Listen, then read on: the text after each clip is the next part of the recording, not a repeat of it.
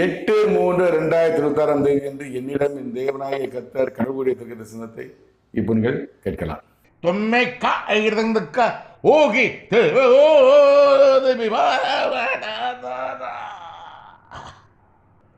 America Iran Israel Iran போர் தொடரும் தொடரும் தொடரும் முடிவுக்கு வராது மூன்றாம் உலக போராகவே நீடிக்கும்.